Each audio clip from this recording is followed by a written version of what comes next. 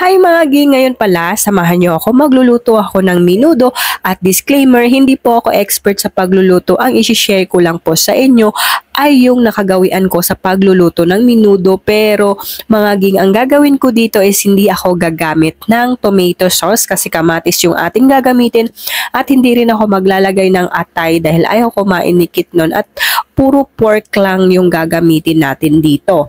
Tapos mga ging, igigisa ko lang tong sahog. Pag nag-caramelize na ito is igigisa naman natin yung pork, ilalagay na natin siya at pag medyo mapula-pula na, medyo nagba-brown-brown na yung ating pork is ilalagay ko naman yung pinagmarinitan ko kanina at lalagyan natin siya ng tubig at pakukulaan para lumambot yung ating pork at saka na rin natin ilagay yung iba pang sangkap na carrots, patatas, bell pepper, at ihuhuli na natin yung hotdog kasi nga malambot lang naman yung hotdog. At alam nyo ba mga ging, muntikan ko pang makalimutang maglagay ng bell pepper dyan. Buti na lang napasilip ako sa ref. Kaya ayun, nalagyan ko siya ng bell pepper.